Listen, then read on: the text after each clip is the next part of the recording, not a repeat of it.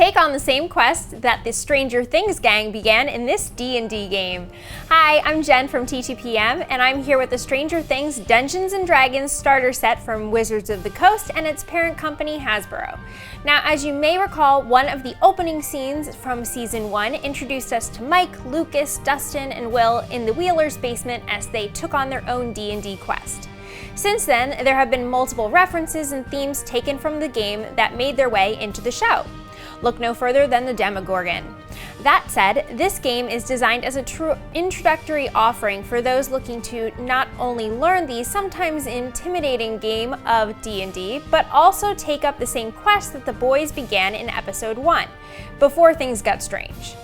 Out of the box, players are given a pre-made D&D campaign, quote-unquote, created by Mike Wheeler, the Dungeon Master, called Hunt for the Thesselhydra, a starter set rulebook which includes details about getting started, character abilities, combat, adventuring, and more, as well as 5 pre-made character sheets inspired by the Stranger Things characters.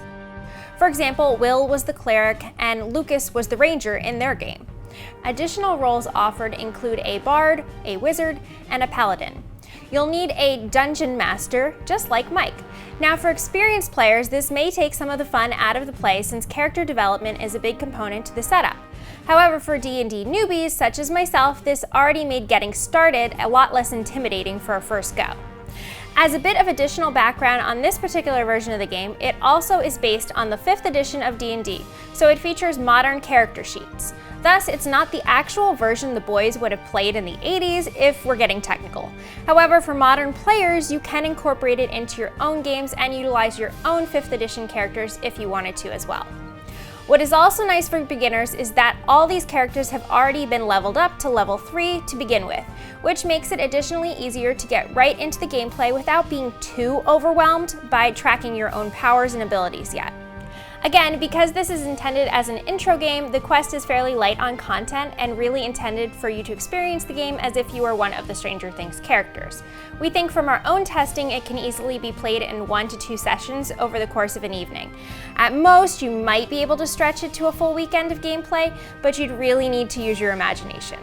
Now, because so much of D&D in general is based on using your imagination to determine how your quest plays out, we won't go too deep into the gameplay.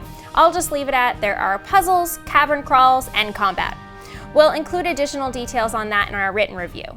Okay, so here's my pros. From a beginner's perspective, the gameplay was a lot easier to understand without being too overwhelmed. Although playing with experienced players is highly encouraged to speed up your understanding as well.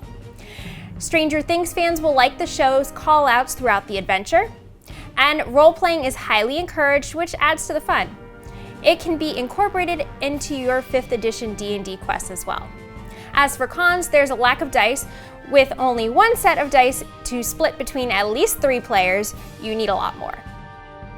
For experienced players, the adventure might be too brief and lack depth. And the included quote-unquote plastic painted Demogorgon miniature and unpainted one contribute to the price bump of this starter set, and they really aren't worth it.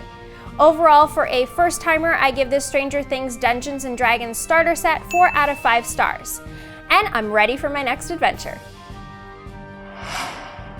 For more on where to buy and current prices, find us at TTPM and subscribe to our YouTube channels for more great reviews every day.